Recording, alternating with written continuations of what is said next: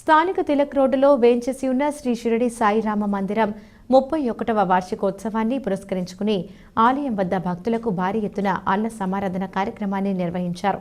ఆలయ కమిటీ అధ్యక్షుడు మాజీ ఎమ్మెల్సీ ఆదిరెడ్డి అప్పారావు ఈ కార్యక్రమాన్ని ప్రారంభించారు. నీతి నిజాయితీతో తిలక్ రోడ్డులో ఉన్న శ్రీ షిరిడి సాయి రామ మందిరం కమిటీ ఆధ్వర్యంలో భక్తులకు సేవలందిస్తున్నామని ఆదిరెడ్డి అప్పారావు వెల్లడించారు. దేవుడి సొమ్ము ఒక్క రూపాయి కూడా వృధా చేయకుండా భక్తులకు ఏడాదికి 6 సార్లు అన్నదానం చేయడంతో పాటు వస్త్రదానం వంటి సేవా కార్యక్రమాలు నిర్వహిస్తున్నట్టు తెలిపారు. శ్రీ షిరిడి సాయి రామ మందిరం 31వ వార్షికోత్సవాన్ని పురస్కరించుకుని ఆలయం వద్ద ఆదివారం జరిగిన అన్న సమారాధన కార్యక్రమాన్ని ఆదిరెడ్డి అప్పారావు ప్రారంభించారు. ఈ సందర్భంగా మాట్లాడుతూ ఆలయ కమిటీ కార్యదర్శి రామరాజు నిత్యం ఆలయం వద్దనే ఉంటూ కార్యకలాపాలను పర్యవేక్షిస్తూ భక్తులకు సేవలందిస్తున్నారని ప్రశంసించారు. ఎప్పుడు అన్నదానం జరిగినా అన్ని రకాల ఆహార పదార్థాలను పూర్తి స్థాయి నాణ్యతతో రుచిగా వండి పెట్టడం ఆనవాయితీగా వస్తుందన్నారు. వార్షికోత్సవం సందర్భంగా 6,000 మంది భక్తులకు అన్నదానం చేశామన్నారు. 1000 మందికి వస్త్రదానం చేశామని వివరించారు. త్వరలోనే ఆ బాబా వారి దయతో వృద్ధాశ్రమాన్ని స్థాపించాలని కమిటీ ద్వారా కార్యాచరణ చేస్తున్నామన్నారు. ఆ బాబా వారి కృపతో ప్రజలందరూ సుఖ సంతోషాలతో అష్టైశ్వర్యాలతో సంపూర్ణ ఆయురారోగ్యాలతో ఉండాలని ఆకాంక్షించారు. ఆలయ కమిటీ సభ్యులు యనుమల బ్రహ్మానందం కుటుంబ సభ్యులు బాబావారికి ప్రత్యేక పూజలు నిర్వహించారు.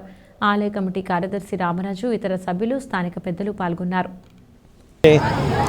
శ్రీ షిరిడి సాయి రామ మందిర్ 31వ వార్షికోత్సవ వేడుకల్ని ఇక్కడ జరుపుకుంటున్నాం.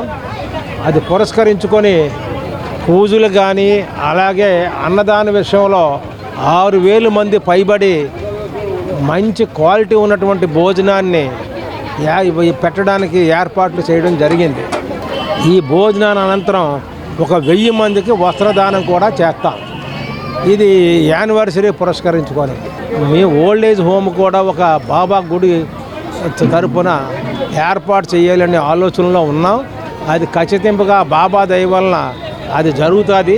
ఎందుకంటే డైలీ పేదలకు అన్నదానం పెడతాం ఈ గుడి దగ్గర. ఏ రోజు మానం, ప్రతిరోజు వచ్చి అందరూ తింటూ ఉంటారు. అలాంటప్పుడు ఈ భోజనాలే ఆ ఓల్డ్ ఏజ్ హోమ్లో ఉన్న ఓల్డ్ పీపుల్కి పెట్టడం వల్ల ఇంకా పుణ్యం ఉంటుందని మేము భావించి అది కూడా ప్రపోజల్లో పెట్టాం. ఈ గుడి రాకముందు తిలక్ రోడ్డు ఏంటో తెలిసేది కాదు. ఇప్పుడు ఈ గుడి వచ్చిన తర్వాత తిలక్ రోడ్లో ఉన్న బాబా గుడికి అటు, బాబా గుడికి ఇటు అని ఒక అడ్రస్ కూడా అది మూలమయ్యింది గుడి. కాబట్టి ఈ భగవంతుడి దయ వల్ల, ఈ బాబా దయ వల్ల ఇక్కడ మన వెంకటేశ్వర స్వామి, తర్వాత పంచముఖ ఆంజనేయ స్వామి, కనకదుర్గ అమ్మవారు, లక్ష్మీ నరసింహస్వామి, రాముల వారు, బాబా గారు, దత్తాత్రేయుడు, ఇన్ని గుళ్ళు ఉన్నాయి.